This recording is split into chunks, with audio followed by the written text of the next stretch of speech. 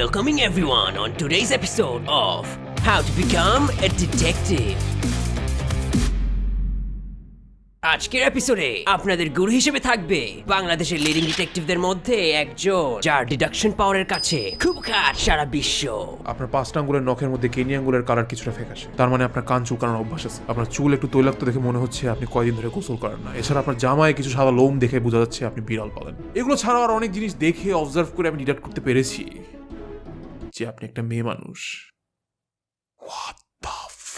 Meet the great detective Antik Mahmud, যাকে সবাই চিনে অ্যাঙ্ক গোয়েন্দা নামে। এক্সকিউজ মি, বানান ভুল লিখছেন, ওকার হবে না, আপনি মানুষেরটা লিখছেন, গরুরটা হবে। অ্যাঙ্ক গোয়েন্দার ঝুলিতে আছে 1 দশকের বেশি সময়ের এক্সপিরিয়েন্স, যে কারণে সে ক্রিমিনালদের ধরে ফেলে 1-2-তে। আপনি শিওর এই মানুষটাই খুনি? হ্যাঁ অফিসার, এই লোকটাই খুনি। প্রথমে সে ভিকটিমকে ছুরি দিয়ে অ্যাটাক করে, কিন্তু ভিকটিম সেখানে অল্পের জন্য বেঁচে যায়। সাথে সাথে ভিকটিম পালানো শুরু করলে সেই পয়েন্টে এই ক্রিমিনাল ভিকটিমের পিছে পিছে ছুটা শুরু করে, আর খুব হাই স্পিডে ছুটে যাওয়ার কারণে কিছুক্ষণের মধ্যে ক্রিমিনাল ভিকটিমকে আবার ধরে ফেলে, এন্ড সাথে সাথে ছুরি দিয়ে আবার। সম্ভবই না। কেন সম্ভব না? আমাকে বোকা পাইছে। চাকু দিয়ে কোপ মারতে কি পা লাগে আপনি বলেন? অন্তিক ভাই না থাকলে আমি আজকে হয়তো জেলে থাকতাম, এই সুন্দর পৃথিবীতে জীবনটা উপভোগ করতে পারতাম না। থ্যাংক ইউ অন্তিক ভাইয়া।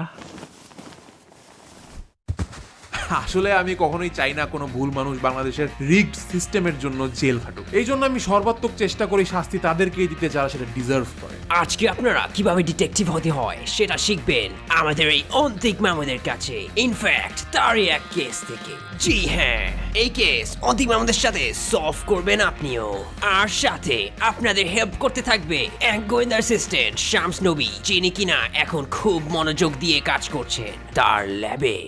আমি নিজে অন্তিক স্যারের কেস সলভিংয়ের অনেক বড় একটা ভক্ত, সেটা এখনো সাহস করে বলতে পারিনি, একটু ভীত মানুষ তো। কিন্তু একদিন বলবো। আপাতত আমি ওনার অ্যাসিস্ট্যান্ট হয়ে নীরবে জীবন বাজি রেখে ওনাকে সাহায্য করে যাব। ওয়াটসনের কারণে শার্লক হোমস আজকে শার্লক হোমস, তোপসের কারণে ফেলুদা আজ ফেলুদা। জি জি স্যার।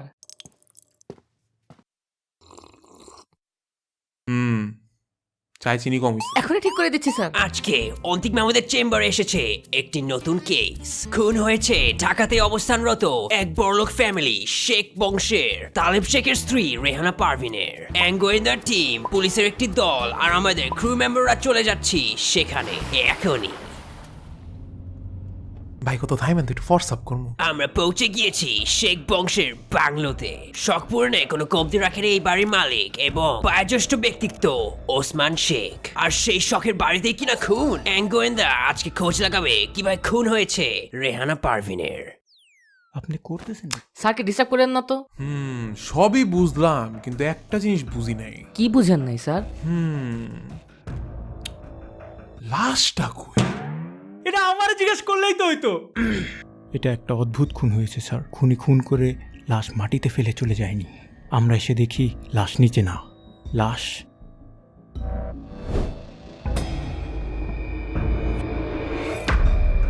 আমি জানি আপনাদের মনের ভিতরে একটা কোশ্চেনই ঘুরতেছে।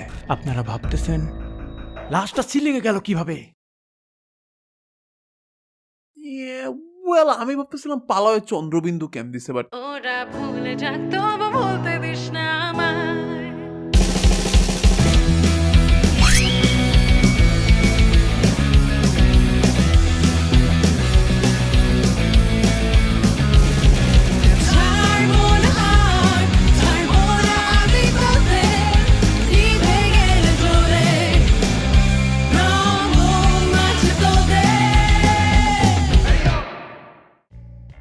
একটা কেস সলভ করতে হলে প্রথমেই যে জিনিসটা দরকার সেটা হচ্ছে কি ক্যারেক্টার সার্ভে। আপনি বাসা যত মানুষ আছে সবাইকে নানান প্রশ্ন জিজ্ঞেস করবেন। প্রপার ডিপ কোয়েশ্চেন করতে পারলে এক ক্যারেক্টারের ব্যাকগ্রাউন্ডও জানতে পারবেন। মাঝে মধ্যে ক্যারেক্টারের সম্ভাবনাময় মোটিভও বের হয়ে আসে। ফর এক্সাম্পল, আপু আপনি কি সিঙ্গেল? মাঝে মধ্যে ইন্টারোগেশনে এসব খুঁটিনাটি প্রশ্ন ম্যাটার করে। জি। এবার আপনার ফোন নাম্বারটা দাও।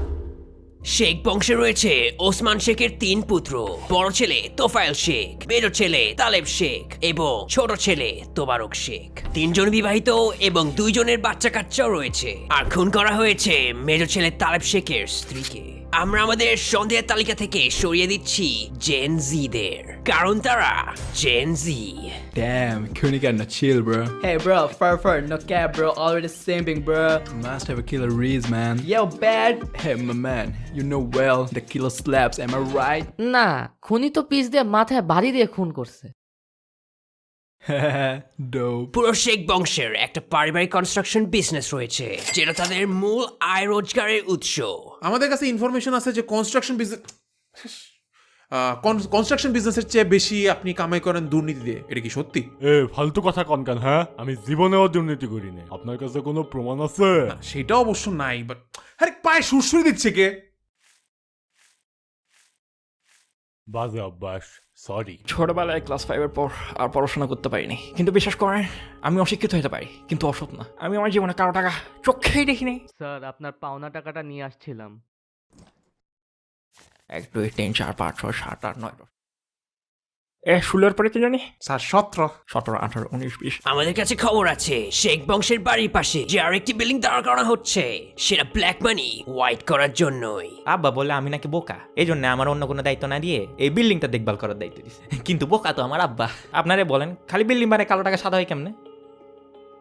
এই জন্য আমি অনেকগুলো ওয়াশিং মেশিন কিনছি। এই পুরা ফ্যামিলি কেমন জানি বোকা শোকা, কিন্তু তালেব শেখ অন্য লেভেলের। আপনার ভাবসাব দেখে তো মনে হচ্ছে না আপনার বউ মারা গেছে। ব্যাপারটা কি বেশ সন্দেহজনক না? আসলে আমি আমার বউরে অনেক পছন্দ করতাম, এখন আর করি না, তাই কষ্ট লাগে না। কেন, আগে কি হইতো এখন কি হয় না যে এত চেঞ্জ? আর কোনো চেঞ্জ আসেনি। হ্যাঁ তো বউ আমাকে খুব ভালোবাসতো, ও আমার স্বপ্ন বাস্তব করে দিত।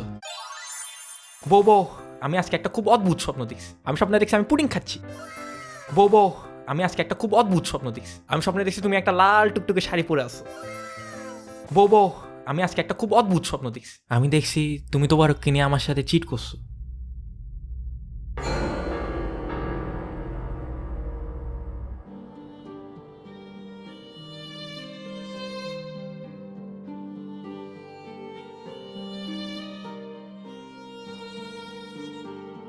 আরে না না, এটা হইতেই পারে না। তোমরা কি আমাকেই সময় দেন, আবার আরেকজনের বউকে টাইম।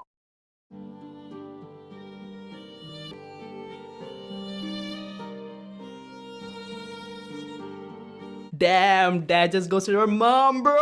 তালেব শেখ বা তালেবের বউ বা দুজনকে একসাথে আপনাদের কেমন লাগে? আমি আমার 3 ছেলেকে সমান পরিমাণে ভালোবাসি। আমি আমার সয় সম্পত্তি বাহা জমি সবকিছু সমান ভাগে আইন মোতাবেক 3 ছেলেকে ভাগ করে দিয়েছি। তাহলে তোবারক আমি দুইজনকেই সমান পরিমাণে ভালোবাসি। তাহলে আমাকে বলেন আপনি আপনাদের বিজনেসের প্রফিট তালেব শেখকে এত কম দেন? ওই কম দিই। এখানে লেখা আপনি পান 30%, তালেব শেখ 40%। দেখছেন আমি নিজের থেকে বেশি শেয়ার ওকে দিই। 14%, 14। অসম্ভব, হইতেই পারে না। আরে হইতেই পারে না মানে কাগজে ক্লিয়ার লেখা। আমি নিশ্চিত আপনি ভুল দেখতেছেন। স্যার ওয়ানের পরে এটা একটা ফুল স্টপ না?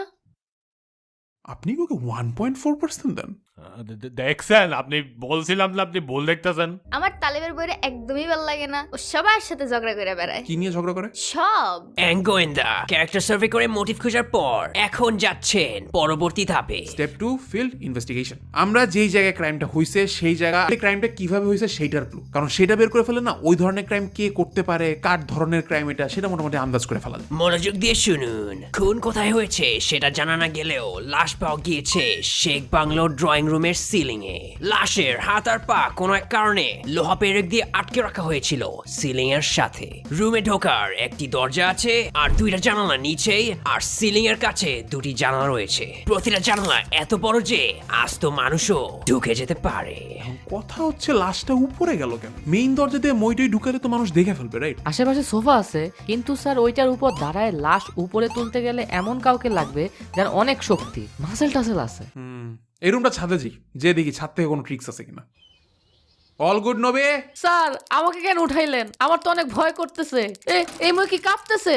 আরে না, এটা শক্ত করে স্ক্রু দিয়ে আটকানো, বাসা বানানোর পর থেকেই কেউ না খুল। স্যার স্যার স্যার ফিল্ড ইনভেস্টিগেশনের পর গোয়েন্দারা এখন পুরো বাসা তদারকি করবে। এই স্টেপটা মনে করেন ফিনিশিং টাচ। আরো বেশি কনটেক্সট জানার জন্য, অর মেবি কোনো একটা ক্লু হয়তো আপনি মিস করছেন, চোখ এড়ায় গেছে, সেগুলোর জন্য এই স্টেপ। তো এটা হচ্ছে আমার আর তোফাইলের রুম। আমরা দেশ বিদেশ ঘুরলে যেসব সুভেনিয়ার জমায় সবটি এখানে আছে। বাবার দেওয়া কিং বেডটাও আছে। সব মিলে আমরা রুমটারে বেশ কুজি করে গুছাই তুলছি। আরে যে এটা হচ্ছে তোবারক আর আমার রুম। নতুন সোফা সেট আনার পর বাবা পুরান সোফা সেটটা আমাদের দিয়ে দিছে দেখে একটু গিঞ্জি, বাট তাও সুন্দর করে সাজাইছি যতটুকু সম্ভব। কিন্তু লাভ কি, তোমারও কিন্তু পছন্দ অন্যদের বেডরুম, আর এটা হচ্ছে তালেবের রুম। আই এম এক্সট্রিমলি সরি, এই রুমটা দেখে আপনাদের হয়তো অনেক ডিসগাস্টেড লাগছে। স্যার ফাইনালি আমাদের লেভেলের রুম। ফ্রেশ বাতাসটা করতে আসতেছে রে, বাথরুমের দরজা কি খোলা? ওকে, আমার ইনভেস্টিগেশন ডান ব্রো। আসলেই স্যার, তার মানে কি আপনি কেস সলভ করে ফেলছেন? এক্স্যাক্টলি তোপসে, আমার এই খাতাতেই আছে সবকিছুর সমাধান। আমি যত নোট করছি সবগুলো হিসাব করলে ক্রিমিনাল বাইরে আসবে। দেখেন না স্যার। হ্যাঁ দেখেন। হ্যাঁ, যেমন এই যে প্রথম পেজে তোফাইল শেখের মেয়ের নাম্বার লেখা, এরপরের পেজ ফাঁকা, কারণ তার পরের পেজে ফাঁকা, পরের পেজও ফাঁকা, পরের পেজ। আপনি কি স্যার কিছুই নোট করেন না? আরে এই যে করছি তো, এই যে তোফাইল শেখের মেয়ের ফোন নাম্বার। এ তো আমার নাম্বার দিছে। অন্তিকার নবী বুঝতে পারছে না এখন কি করবে। খালি আমি আর নবী জানি যে একটু মিস্টেক হয়ে গেছে। হ্যাঁ। নবে, আমি তো ক্রিমিনাল খুঁজে পেয়েছি নবী। আজকে রাতের মধ্যেই আমি আসল ক্রিমিনালের মুখোশ খুলে ফেলবো। অন্তিক সবাইকে জোরে জোরে শোনালো একটি মিথ্যা, কিন্তু সেই মিথ্যার আড়ালে লুকিয়ে আছে একটি গোপন কারসাজি। অন্তিকের ধারণা তার ফেক সাসপেকশনের ভয়ে ক্রিমিনাল তার কাছে তো আসবেই। ক্রিমিনাল কি অন্তিকের ফাঁদে পা দিবে? মাঝরাত। কেউ আসে নাই কেন? নবী বলো কি হয়েছে? কিছু বুঝতেছি না, ক্লিয়ারলি বলো। ও সরি স্যার আপনার পিছনে। বাঁচাও, কেউ বাঁচাও। স্যার স্যার আপনি ঠিক আছেন স্যার? স্যার ক্রিমিনাল পালায় গেল স্যার, ওকে ধরেন। আমি পারবো না। হ্যাঁ, আমার ডর লাগে। আমি সব মানুষের উপর চাপাই দিই কারণ আমার ভয় করে নবী। আমি ময়েও তোমাকে উঠাইছি কারণ আমার ময়ে উঠতে ভয় করে, আমার ক্রিমিনালও ভয় করে। এই জন্য আমি নোটে কিছু লিখি না যাতে আমার এই কেস সলভই করতে না হয়। আমি অনেক উইক নবী, আমি দুর্বল। স্যার আপনি আমাকে যা যা করতে বলছেন আমি করি নাই। আপনার কি মনে হয় না আমার ভয় করছে? কিন্তু আমি করে গেছি তো না। কারণ কি জানেন? কারণ কোনো কিছু করতে গিয়ে ভয় পাইলে আপনি উইক না, ভয় কান্নাকাটি করলেও আপনি উইক না। আপনি তখনই উইক যখনই আপনি ভয় করে কিছু ছেড়ে দিবেন।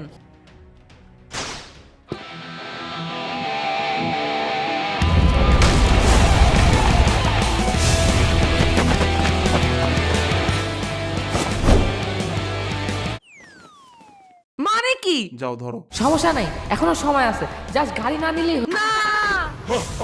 তোমরা জীবন আমাকে ধরতে পারবে না। Bye bye. আসসালামু আলাইকুম স্যার, ঢাকার জ্যামে গাড়ি নিয়ে পালাবেন? সো এখন হচ্ছে গিয়ে final step, the final reveal. আমরা আমাদের নোট করা সব তথ্য বিবেচনায় রেখে আমরা ডিসাইড করবো যে ক্রিমিনালটা কে। কংগ্রেচুলেশনস, আপনি ফাইনাল স্টেজে এসে গেছেন। ভিডিওর এই পয়েন্টে নতুন কোনো ইনফরমেশন আপনাকে দেওয়া হবে না, যা দেওয়ার দিয়ে দেওয়া হয়েছে। এখন আমি ক্রিমিনালটা কে সেটা রিভিল করার আগে আপনাকে একটা 5 সেকেন্ডের টাইমার দিব। চাইলে আপনার ডিভাইস দিয়ে এই ভিডিওটা পজও করতে পারেন। ফাইনাল ডিডাকশন করেন, ক্রিমিনালটা কে, ক্রিমিনাল কিভাবে সিলিং এ বডিটা লাগাইছে, ক্রিমিনালের মোটিভ কি, এরপর দেখেন মিলছে কিনা। Ready, timer.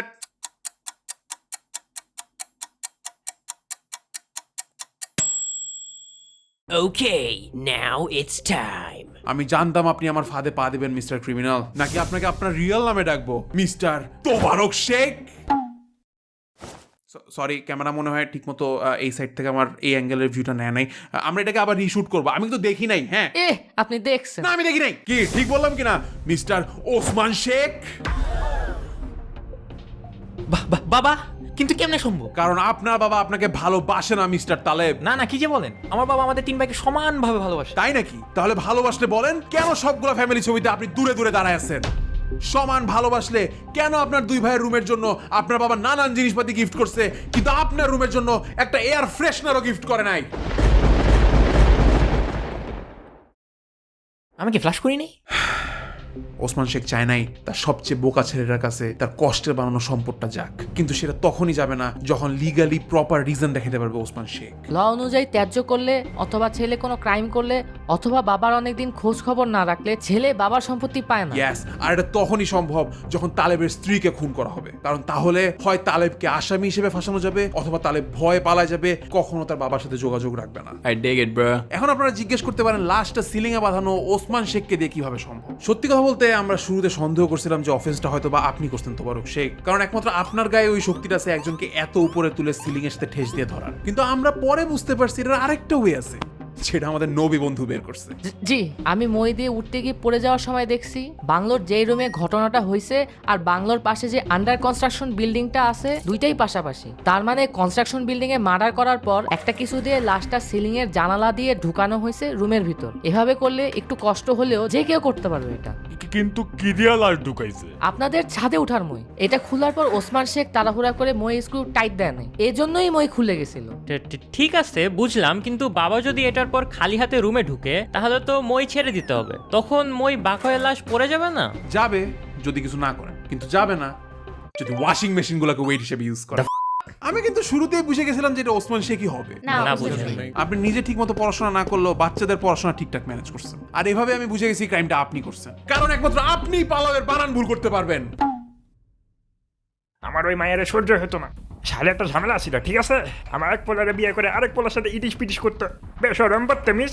আর এদিকে আমার বলদ পোলা কনস্ট্রাকশন বিল্ডিং এ 10টা ওয়াশিং মেশিন কিনছে। তখনই বুঝছি আমি আমার পোলারে আর বউরে কোনো সম্পত্তি দিব না। তাই নিজে পোলারে তো মারতে পারি না, ওর বউরে মারে দিস, আর পোলারে ভয় গেছি যাতে বাড়ি ছেড়ে চলে যায়। কিন্তু কিছুই লাভ হয় নাই ওসমান শেখ, এখন জেলে বসে বসে বানান প্র্যাকটিস করেন ফাঁসির অর্ডার আসা পর্যন্ত। ড্যাম, অনেকদিন ধরে এটা বলতে চাইছি। আর এভাবেই শিখে গেলেন how to be a detective.